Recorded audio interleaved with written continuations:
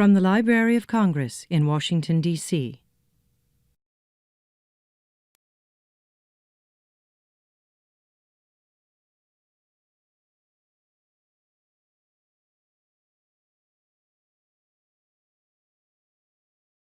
Good afternoon, everyone. Thank you for coming. On behalf of the Prints and Photographs Division of the Library of Congress and its Center for Architecture, Design, and Engineering, it is my great pleasure to welcome you to today's program, an illustrated presentation by the distinguished American architectural photographer, Norman McGrath. I would like to remind you that this event is being videotaped for broadcast on the library's website and other media. We encourage you in the audience to ask questions and offer comments during the question and answer period. But please realize that in participating in the Q&A period, you will be consenting to the library possibly reproducing and transmitting your remarks. Perhaps we also should take a moment to thank the Roman goddess Minerva, the Roman goddess of wisdom and learning, who presides over this place, who apparently has worked out an accommodation with her sometimes feckless brother Mercury, the god of travel and transportation, so that you all could be here today. My name is Ford Petrus, and I direct the Center for Architecture, Design, and Engineering, whose goal is to further our understanding and appreciation of its subjects. Certainly, this is what Norman McGrath has done during over 5 decades as an architectural photographer. I am here today with my colleague, Mari Nakahara, our new curator of architecture, design, and engineering, to introduce Norman in possibly my last official program introduction before I retire at the end of April after over 40 years at the library, happily handing over the reins to Mari and doing so with total confidence in her abilities to carry on this work. But back to the subject at hand. Born in London, Norman's father was the Australian-born architect and author Raymond McGrath. Norman was educated in Ireland, where he earned an engineering degree at Trinity College, Dublin. Thus, how appropriate it is that he is here with us on St. Patrick's Day. And I see he's wearing a bit of the green, as are a number of the people in the audience, and I failed, and I'm part Irish. I don't know how that happened. After working in Dublin for a year or so as a structural engineer, he moved to New York in 1956. Over the next 5 years, he gradually made the transition into the field of professional photography, specializing in architecture and interiors. Norman has become one of the best known and respected photographers of the world's great buildings and architecture. Every major architectural publication has featured his images. His long career includes a wide variety of work for many well-known architects and designers. Norman is the only architectural photographer invited to join Canon's Explorers of Light program, which includes many of the top professionals in a wide variety of photographic specialties. His most popular book, Photographing Buildings Inside and Out, has sold more than 47,000 copies. For Princeton Architectural Press, he co-authored 2 books, Manhattan Skyscrapers with text by Eric Nash, published in 1999 with revised editions in 2005 and 2010, and Skyscraper Rivals, a book featuring 4 early New York buildings with text by Daniel Abramson, published in 2000. In 1985, the AIA selected Norman for its Institute honor, and the New York chapter of the AIA awarded him a special citation for photography in 1999. In addition to his assignment work, Norman gives seminars and teaches with the Maine Photographic Workshops and the Palm Beach Photo Workshops, and the Calumet Institute in conjunction with the University of Maryland. In 1995, the AIA selected him for its Institute honor. And I've already talked about the special citation. Exhibits of his work include a solo exhibition of his black and white photographs at the Royal Institute of Architects of Ireland in 2001. Norman contributed a photo essay to the book New York's Pennsylvania Stations, written by my esteemed colleague Hilary Bellon and published in 2002. This was especially meaningful because Norman's first job in architectural photography was documenting the 1963 demolition of McKim, Mead and White's great lost structure, whose fate is still very much in the news today. The significance of the station's destruction further was made tangible by architectural historian Vincent Scully's memorable words, quote, "One entered the city like a god. One scuttles in now like a rat," unquote. Both McGrath and Scully have shown us that architecture does matter. In 2011, Norman began to donate the archive of his professional photography to the Library of Congress, rights-free.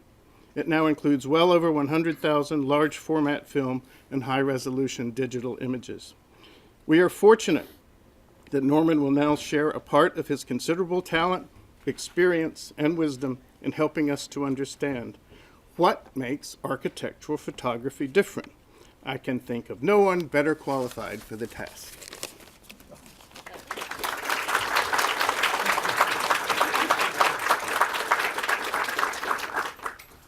Well, thank you very much for those glowing words, and thank you all. It's great to see such a lively and full audience here. I'm really honored, and in particular, of course, and I have to wish you all a happy St. Patrick's Day. When Ford gave me the opportunity of selecting a day in April, as soon, of course, he came to today's date, the 17th of March, I knew that that's the day it had to be. In any event, so here I am. And thank you, Ford, for all those interesting the details about my early life, because that now means that I don't have to go into too much detail about that. But let me say, of course, that my father was enormously influential. And without fostering the interest in architecture that I gained through him, I would not be where I am today. And you might wonder why it is that, for example, I did not study architecture in the first place. And it so happens that Trinity College Dublin, where most of my education was funneled in the early 50s, has no school of, it has all the major schools, but no school of architecture. So you cannot study.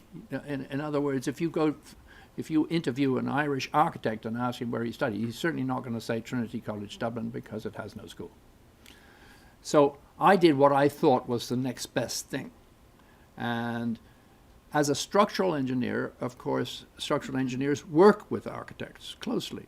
And they are the ones that make the buildings stand up, make the dreams come true. And so they play an important role. One of the things, however, that engineering training normally lacks is any emphasis on the aesthetics of things. And so it's that is usually, when you get really elaborate structures, that's left to those few engineers who really have the imagination to see how marvelous these structures can be. People like Calatrava, for example, and Luigi Nervi before him, and so on. And but they are unusual, and they are standouts.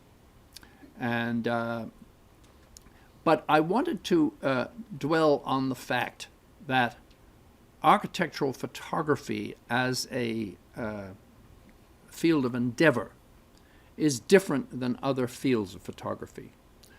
And why is that?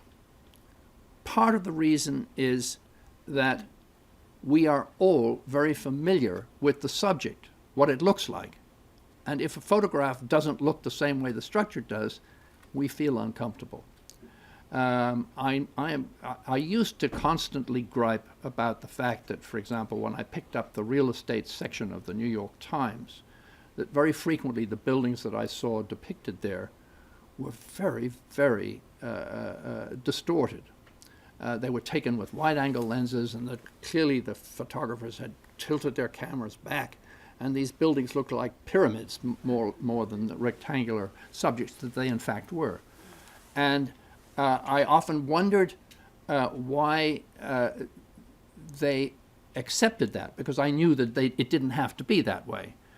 The New York Times didn't have, and still doesn't have, many photographers who are really gifted in the documentation of architecture. They have a couple, but that's not normally their main thrust.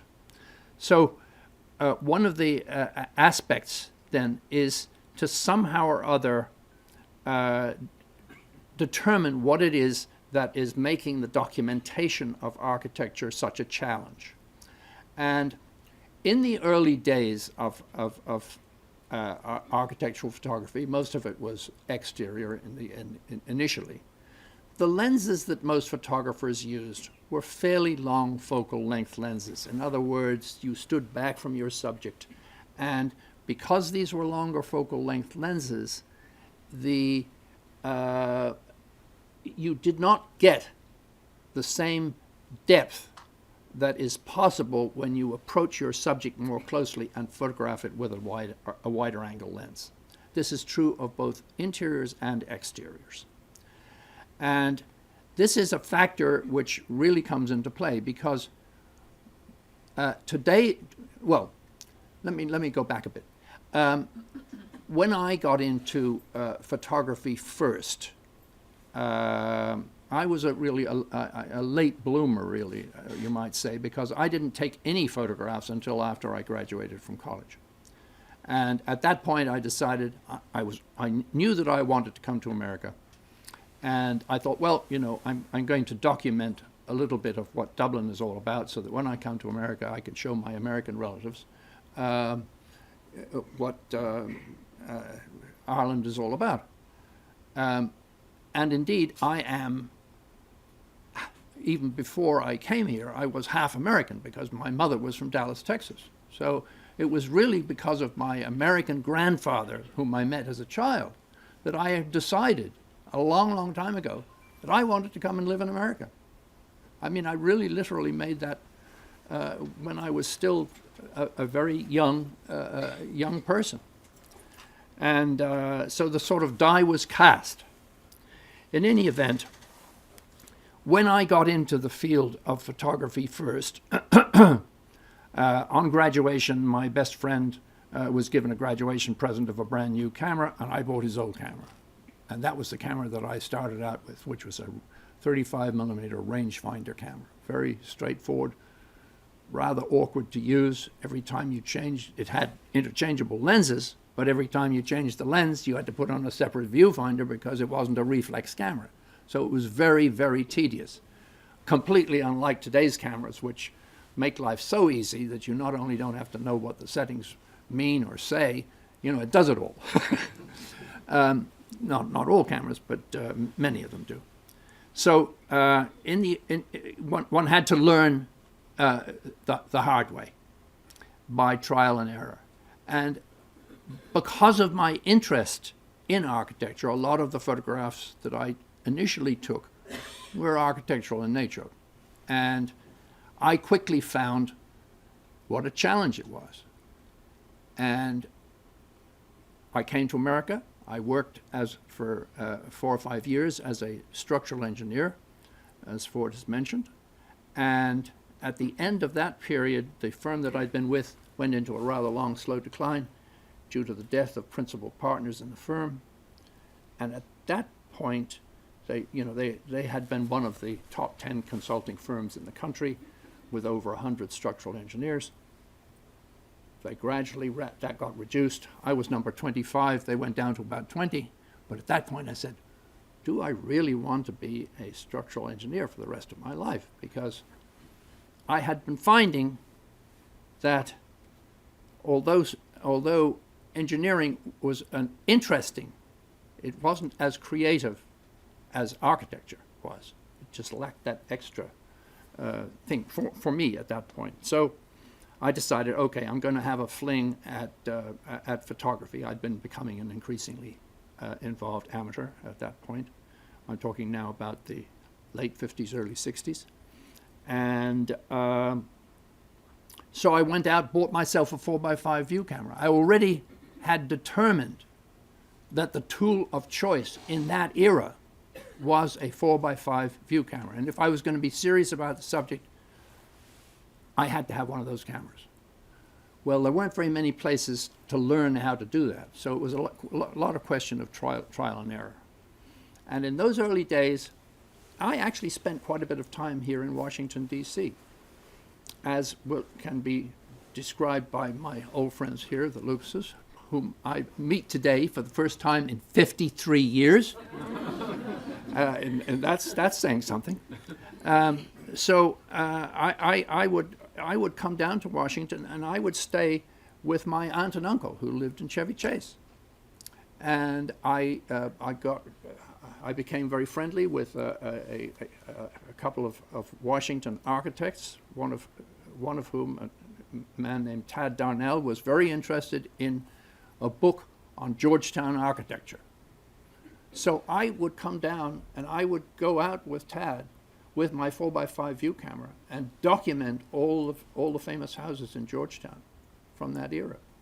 And I even had, I think, probably the first exhibition of photography was something that Tad had organized in promotion of that idea. Sadly, the book never came to fruition, but it was a very good way of cutting my teeth. In any event, not long after I had made this decision to get into the field, I got a call from one of the engineers who'd been in the firm that I had also been in, and he said he had left the firm too, and he was one of the associates, and had founded his own firm, and on the strength of his major client, which was the Intercontinental Hotels, he was looking for employees. He said, "Norman, I hear you're interested in getting into the field of architectural photography. Are you also interested in eating?" And that was becoming rather pertinent, so I decided yes, that was something that I was interested in doing. And I managed to make an arrangement with him where I worked part-time. Now that meant that I no longer had to rely on any income, which was pretty minimal in the initial stages. I had also decided that the way to get a foothold in the field of architectural photography was to try and get publication as much as possible. And in those days, there were 4 major architectural magazines. It's amazing to think that of those 4, only one still exists, Architectural Record. None of the others, Architecture Plus, Progressive Architecture, they're all gone by the boards. Now, these were magazines that I worked for on a regular basis. I knew the people there. I would photograph a lot of things on speculation, bring them to their attention. Sometimes I would get assignments then to go back and do them again. One such assignment I did was on the way back from Washington, D.C. to New York. I stopped in Baltimore, and it was just after the completion of the One Charles Center by Mies van der Rohe. Beautiful afternoon. I took out my 4x5 camera and I shot the hell out of it.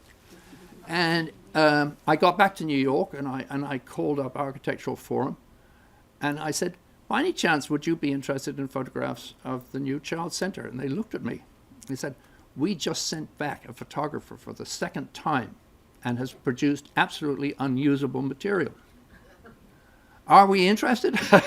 Well, not only did he get featured, he got on the cover of the magazine, and I got assignments from Mies's office. I never get to meet Mies, but I got assignments from his office, and I met associates of his office, and that was, that was a tremendous piece of luck. Another thing that happened here in Washington, D.C. was that back in the early 60s, Interiors magazine decided to do a feature on Washington architects and interiors for the National Convention of the NSID. And that was edited by a lady named Olga Geft. This magazine had absolutely no money. I don't know how they ever put that magazine out. And so most of the time, Olga would take the pictures. And she was a pretty good photographer, but she really didn't have the time because she was running the magazine as well. So what she would do is she would say, "Look, I want to go feature this building." And so she would twist the arms of the architects of the buildings to employ me to take the pictures, and I would do that. And that's how I met many of my early contacts in the Washington, D.C. area. And then a lot of that, I think it was 1963 vintage edition, featured my work and in Washington D.C. And it was, you know, another way of that luck played a part. But I've interrupted myself a little bit. One of the things that when I got into the field early on, wide-angle lens photography was in its, I mean, it was still a very developing field. I felt, especially with interiors, that when you got into an interior, that you you needed to do that, and in order to do that, you needed to have a fairly wide field to capture the interior. But you had to do that very carefully, because if you don't, the picture gets very distorted and uncomfortable. So it's always a compromise. The job of or what it boils down to in many cases is that you're trying to disguise the fact that you've used as wide a focal length lens or as short a focal length lens as you have to give you the coverage that you want without making it look distorted. You want to sort of capture what it's like to be in the space. And also, you want to, if you have to introduce lighting into that space, do so very carefully. Because if it's obvious, I think it detracts. And this is particularly true in today's, in more sophisticated era, when most interiors, be they domestic or otherwise, involve lighting consultants and so on, so that most of them are well lit and they don't need a lot of supplemental lighting. So if somebody looks at a photograph of mine and says, did I light it or not, then I feel I've succeeded, because they don't know. I've only introduced as much light as necessary. And in today's world, in digital world, most of my photography is done without the aid of additional lighting, because of the techniques that have now come to pass in digital, which enable you to take maybe 2 or 3 images from the same spot, use them in different layers, a technique which is known in some circles as high dynamic range, HDR. And some cameras have this ability so that when you click the shutter, instead of getting 1 image, you get 3. A normal exposure, an underexposure, and an overexposure. Under, normal, over. You combine that range, and if it's done properly and well, and the program is good, you can in fact get an end result which is much the same as though you had introduced light. And if it's done badly, it looks awful. But if it's done properly, it can be terrific. And that's one of the great advantages of the jump to digital. Now, as I say, in the early days, when I first got involved in photography, most of it was in black and white. But that was in the era when, in fact, it became a lot less expensive to reproduce in color. So as that happened, obviously the demand for color photographs evolved as it did, so that now, of course, nobody dreams of photographing in black and white, which is sad, because I think still it's a very beautiful medium for the depiction of architecture. And I think that some of the old classic black and white photographs, you have to look at them clearly. I still have in my files photographs of the same subject in color and in black and white, and I prefer the black and whites to the color. I don't want to, I am going to show you 50 slides, which I will talk about. I didn't want to start doing that because I get carried away once with the images, and I digress too frequently. But let me say, as the color evolved, I also evolved. When I started out in photography, many of the architectural clients that I had, and my most of my clients were either editorial magazines in that, or they were architects. Not many others. I mean, but that's simply the way it worked out. The particular point, though, that I wanted to make was that in those early days, even the practice of architecture was different. There were major architectural firms that regarded interiors as something that they didn't want to get involved in. Now, today's world, I mean, it's very difficult. It's amazing to compare now how much that has changed, because once architects realized that they were cutting off a major component or major potential by excluding themselves from the interiors, that really didn't make sense. So nowadays it would be unheard of for a major architectural firm not to tackle interiors. But as that necessity developed, then so too did the necessity for good documentation of those interiors. And I have never divided or thought about architectural photography in terms of interior and exterior. It's all architectural photography, whether it's inside or outside. Although the rules, of course, are totally different. Because when you're photographing an interior, not very many subjects that you have to be inside when you're photographing them. And of course the scale of them is very important. Now, I will say that in the days and up to the early 21st century, my 4x5 view camera was the tool that I used for virtually all of my my photography. I might do slides in addition, but the slides were primarily to provide the architect with the ability to have slideshows in addition to photography that was used not only for reference but for possible publication and other purposes. Now, if you think back on it, the 4x5 camera produced, for many purposes, it was probably overkill. I mean, it gave you really fantastic quality. You could enlarge these photographs to great size with no problems. And any of you who have come into photography more recently will recognize the fact that with certain systems that are available today, that if your end product is a large-scale mural, you're going to have to do it very differently than if you're using it for the projected image. There's a big difference between those two.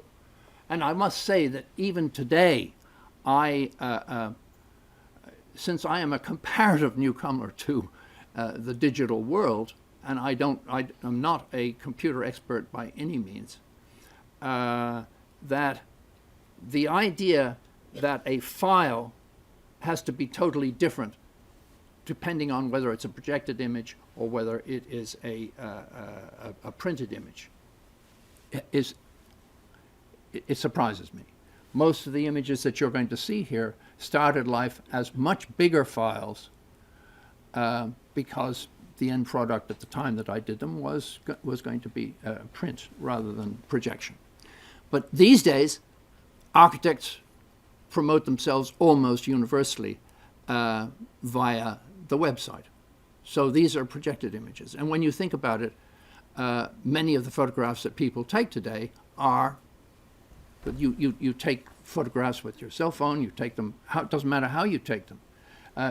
You're not sending prints to your friends. You're sending files that show you with the Lincoln Memorial or whatever it is. But that's what you do, and it's fine for that purpose. But when it comes to large-scale reproduction, then you have to think again. So it means that it's going to be a little bit different. The slide that you see in front of you is the old shed roof of Penn Station. Now, when I made that arrangement with Wayman C. Wing, structural engineer, still around, still goes into his office, although he's now in his mid-90s. Wayman C. Wing did the structure for the Washington Hilton Hotel, and I was resident engineer for part of that work. Prior to that, when I was still working for my previous firm, I had worked where? Well, I had been resident engineer for the final phase of the redo of the Capitol Dome, which is now, it's now been so long that that redo is now being redone yet again. So that's how long ago it was. So that came about under a slightly unfortunate, not for me, but for one of my associates, because those of you who are not familiar with the Capitol realize that it's got an inner and an outer dome, and that between the inner and the outer dome is this great structure that holds the whole thing up. And then at the base of the dome, there is this ring, and this is where the balcony is at that ties the whole thing together. Well, over the years, because of poor waterproofing, but also due to bird damage, that part of the dome, which structurally held the thing together, was compromised. This series of laminated plates had corroded badly. You couldn't replace it because to replace it, you'd have to take the top of the dome off. That clearly wasn't feasible, and would have indicated weakness on some part. And so,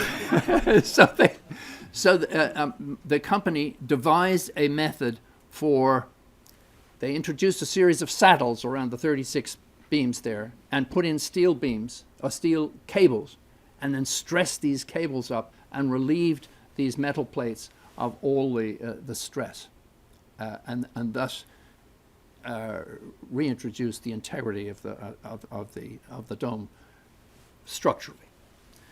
The reason that I ended up being there, however, was that my predecessor fell inside the dome and badly damaged one of his feet and could no longer continue with that work. So I was lucky enough then to be his replacement. But in any event, so I was, and this era, I might say, was during the era when Richard Nixon was vice president. John F. Kennedy had just been selected to be the Democratic candidate for the presidency. Lyndon Johnson was either Speaker of the House or it was Sam Rayburn. I don't remember the details of how that all worked. But I had a grandstand seat to some of the events that occurred in the Capitol in that era. So my association with Washington, as you can see, goes back a long way. One sad note was that I was on my way to Washington, D.C. When President Kennedy was assassinated. And that was a terrible, terrible time in Washington. But it was even worse for my family because my uncle died on that same weekend.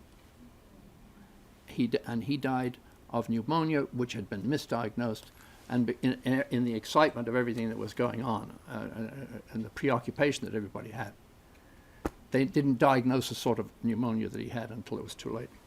So that was a very sad thing, but it was one of many Washington events that occurred that had a major impact on me. When I think back to the days of film photography, and I had one assignment in the mid-'80s that was a round-the-world trip to do an annual report for the Schlumberger Corporation that had headquarters in New York, Paris, and England. And I had, because I was going to many different locations in different parts of the world, I had 13 separate pieces of baggage. I didn't know what piece of equipment I was going to need for which part of this job. So I had to take everything with me. When that whole assignment was over, we ended up in some place like Frankfurt.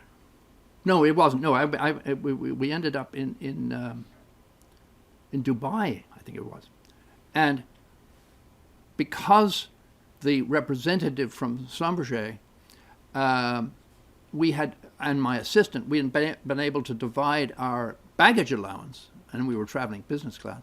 We could divide it between 3 people, then it was manageable. But at that point, we were going to different destinations, and we had to divide it between 2. So they said, okay, that's going to be $2,500 in excess baggage. Well, the Schlumberger representative had already flown out. So I said, oh, okay, here's my American Express card. Well, this exceeded the thing. So there I was there waiting to get on the plane, and everybody was seated in the plane. And they said, well, what are we going to do here? We've loaded all the baggage on. He's maxed out his credit card. What are we going to do? The pilot had to come down and intercede and say, look, accept the damn credit card and let's get on. I mean, it was really pretty hilarious. In any event, I had to do that same job today, I would not have a fraction of the amount of equipment. This was taken with my first really sophisticated wide-angle camera. It was not a view camera. It was a camera that used 120 film, and it had a negative 2.5 inches by 3.5 inches. Very, very wide angle. It had a 47 millimeter super angulon lens, and was really quite something. So this is a little bit before. One of the interesting things about Penn Station, first of all, let me point out that the office of Wayman C. Wing was on 7th Avenue, right across from Penn Station. Penn Station became a very important part of my life because I worked across the street from it, and all I had to do was to go up to the top floor of the Pennsylvania Hotel, and I could get a bird's eye view of the hotel, out of the station. The station, of course, was enormous. This is part of the roof structure that you saw from underneath. Hans Namath suggested that I should take a course with Alexei Brodovich. Alexei Brodovich was an art director of Harper's Bazaar. Brodovich was influential to many of the top photographers of his era. He encouraged us to produce stories that were unique and that could be discussed by the class. And my set topic was, in fact, was Penn Station. The demolition of Penn Station occurred over an almost 4-year period. And during that time, the station had to remain completely operative, not only for commuters, but for as a long-distance railroad hub. So this is a view of the 7th Avenue facade, which, I mean, was almost identical to the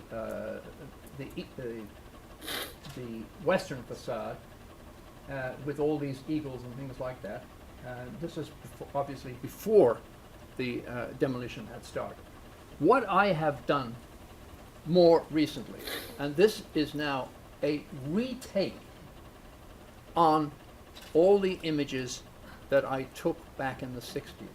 But now what I have done is I have scanned all these images together and made a series of 5 composites, 6 composites. So this takes up lots of different elements, some of which are immediately recognizable and others are not. And so this is something that I've only very recently done, and it's a way of clearly looking back on some of this early photography. While it does have meaning and as simply as a record, that I thought that this was a new take, and it would give it a somewhat more up-to-date feel. So this is a digital take on the demolition of the station.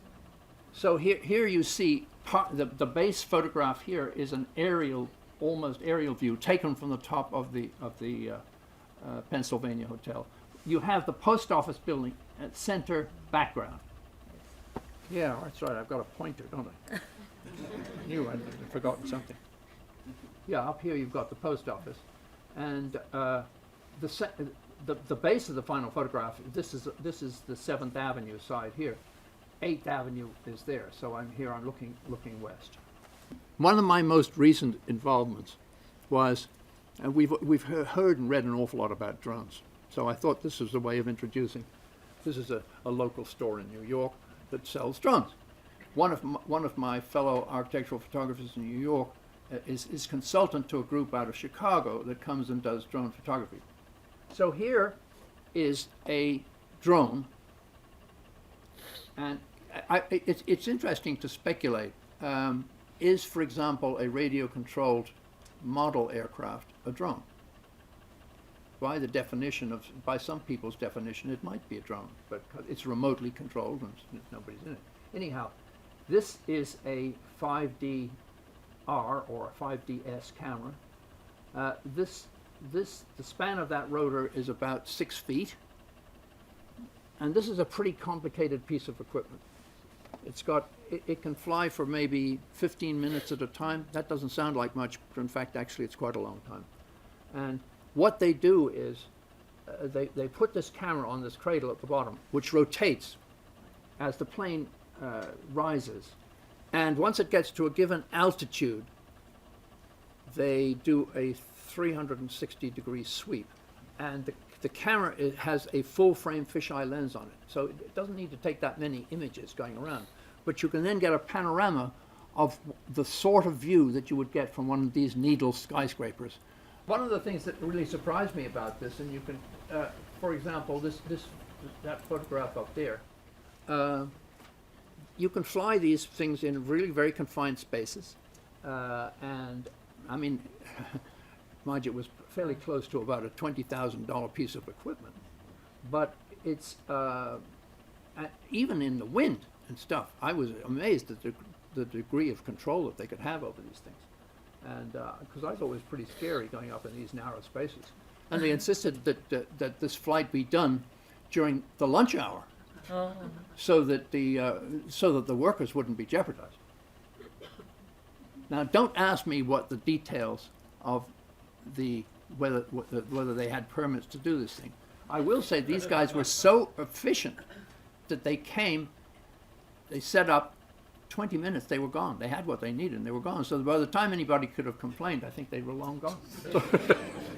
And that may be the secret. Now, what happened very recently is that, based on photographs of Penn Station, there has been a new stage production, and this stage production was partly based on my photography and other photography of the station. So they made a set here, and the set, then they project these different images of the station on the set. So here are the two actors. The two actors in this production are a photographer who is documenting the destruction of the station for the Pennsylvania Railroad, and this commuter professor, and they initially have a rather antagonistic view, but then finally they become friends, and gradually the station disappears. So it was they spent so much money actually on the set that they had nothing left over for promotion. So unfortunately, I can't think it was a great success from a financial standpoint. Yeah, we have to do this one here because this was taken while I was observing one of these drone flights from the top of the W Hotel just south of Ground Zero. And this, of course, is what was used for the notice of this lecture. And this, of course, was at dusk, and this is, of course, what used to be called the Freedom Tower. So here is at dusk. Here is this drone and I will say that it had to be at least 20-mile-an-hour wind, and I would not normally have flown a model plane in such wind. But these guys took this thing off. They managed to hold it remarkably sturdy, and were able to accomplish their objective. And I got, of course, to have the benefit of the marvelous panoramas. There's the drone with the moon in the background. Okay. While we were up there, I suddenly saw lights begin to appear at the base of One World Trade Center. They were doing a test, and apparently what they have done now is they can transform the lower part of that building into an American flag. And it hasn't happened since, and this was, I think, the first time that anybody could record. So I was just lucky that I was there at the right time. Now, this is sort of hot off the press. This is the Calatrava Center that is part of the path system that is at Ground Zero. Now, I'm a great admirer of Calatrava. This building is very elegant. It cost almost $4 billion, which it just is astounding to me. The thing is, I find it oppressively white. I mean, I feel like I need snow goggles when I go into that building, and that it only serves about 60,000 commuters a day, so it doesn't handle anything like the sort of traffic that you get through Grand Central Station or anything else. So this is a full frame fisheye lens from the same view. Now I don't normally use fisheye lenses for my architectural work, but in this particular case, it somehow or other captures how this thing does envelop you. But there's a degree of monotony about this, quite frankly, and all the structural elements are all coated with this luscious marble. And I just wonder, you just wonder, well, what is this? Is this just a glorified passage? I mean, they're going to have retail stores and stuff. Good. So,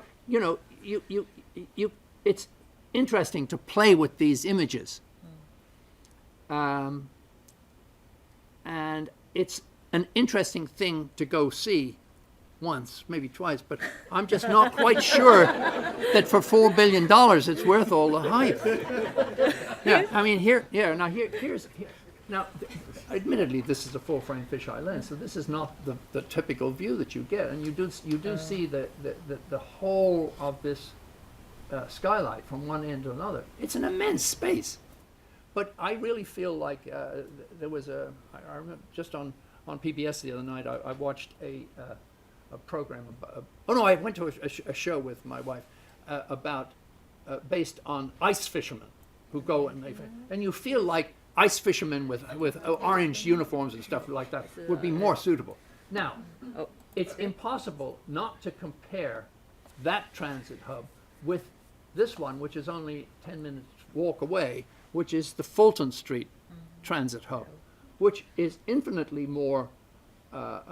It's got great variety. It's got its materials, I think, are very interesting. So here is a view up through from a lower level. That ring there is actually the balustrade around the opening in the floor to the space that I'm photographing. And then this is a part of a stairway, and then this is the oculus of the whole thing. And at different times of day, and so it looks quite marvelous. I just thought I would just end with that slide there. She's unposed. She just happened to be there, and I just thought, well, gosh, that's pretty appropriate. So, and any of you that haven't, I have not been yet into the museum there, but I think that this design here and the One World Trade Center, World Financial Center behind here, that's well worth visiting. I can't speak for the museum. It's rather expensive. In any event, okay. I apologize that our slideshow, for reasons beyond my control, was not complete. But you get a hint for, I think, what I'm still doing. And those of you who have questions, I'll try and answer them. Like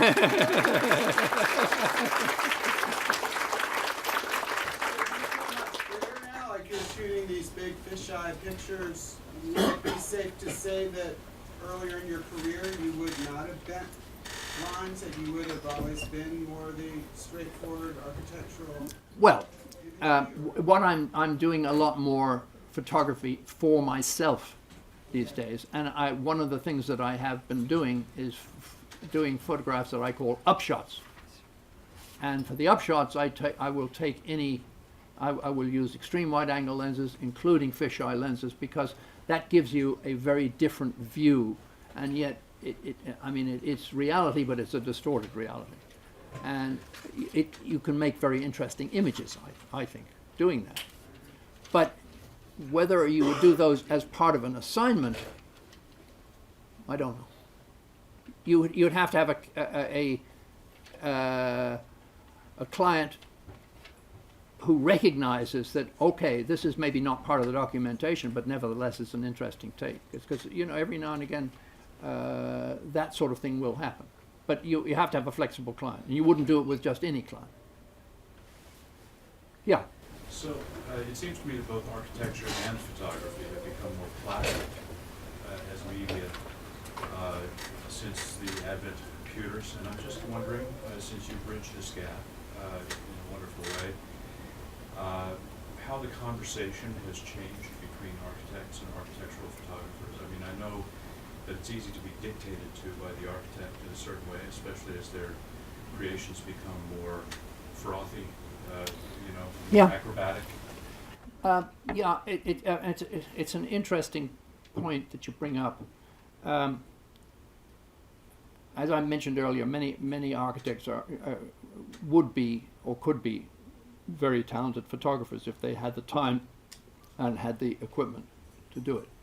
However, when it comes to the documentation of their own work, they usually seek out a photographer with whom they feel compatible, and that they understand that once they have worked with a photographer who's gone out and documented something that they have done and that they like it, then they become more trusting, and then they tend to give the photographer less and less instruction. And that works usually to both the benefit of the photographer and the architect, because sometimes an architect doesn't always, they're so close to the design that they don't necessarily see it objectively. It's an interesting thing. And the other I think very particularly interesting aspect of architectural photography is, which is more important, the quality of the architecture, quality of the photograph? And that's an interesting question to pose. And it's surprising that in quite a number of instances you get collections of photographs of the work of a particular architect without any acknowledgement of who took those photographs. And yet they can be widely divergent and very different. I personally find that clients who give me more direction end up really, sometimes they might say, okay, we want it done this way. Okay, you do it that way, but you also do it your own way too. Show them the two, and then afterwards they say, oh, you know what, your way was better. Because that's really what you do. In a way, you become a proxy for the first visitor. Yeah, yeah. It's the first experience, and it's a reflection, I imagine, that some architects don't like held up to them. Well, maybe not. It's a way of showing them whether their building succeeds or fails. Most architects recognize how important the documentation of their buildings is, because only a certain proportion of their audience will actually get to see the finished product in many cases. And therefore, they're really seeing it.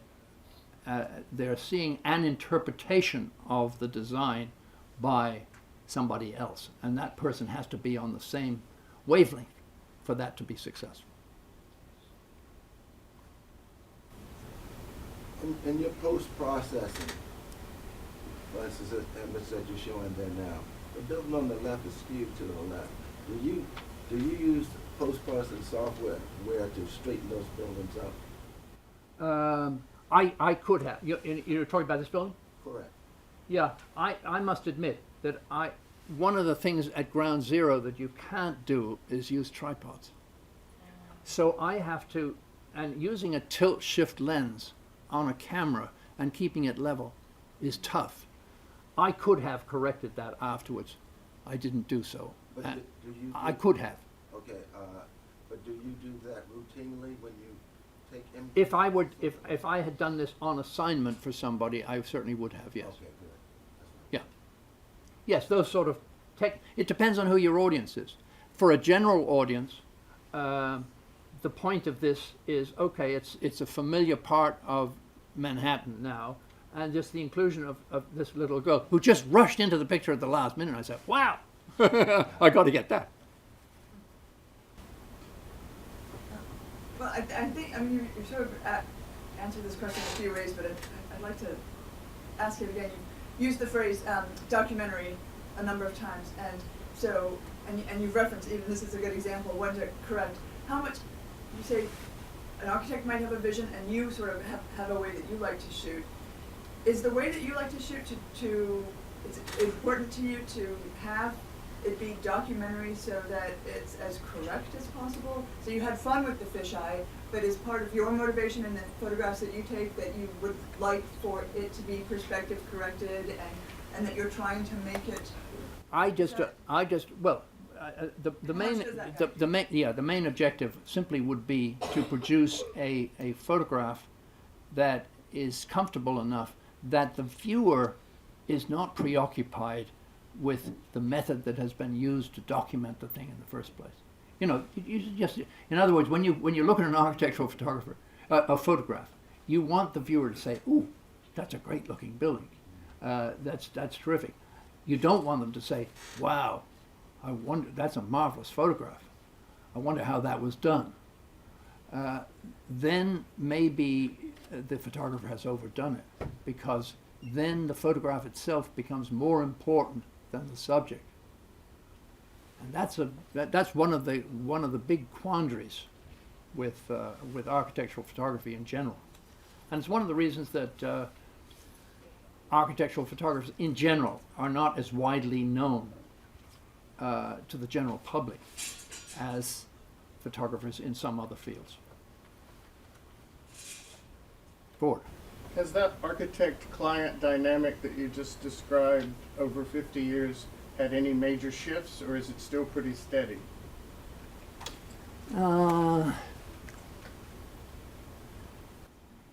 Well, I mean, one thing that it has done is that because, in fact, many even modest-sized architectural firms can afford to go out and buy a $3,000 camera like this and a $2,000 lens. You know, $5,000 sounds like a lot of money, but if that permits you to get good quality photographs, then a moderately skilled photographer who is not necessarily professional can go out and capture for an architect photographs which are quite adequate for use on a website or for reference purposes. Not necessarily for publication, but maybe, if they're good enough, they could be for publication too.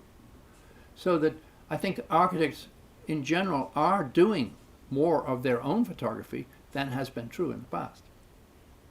They are doing it now.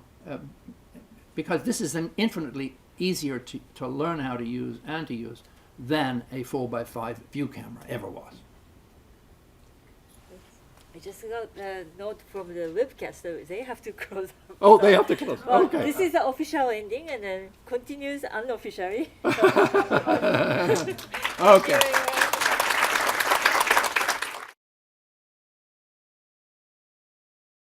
This has been a presentation of the Library of Congress. Visit us at loc.gov.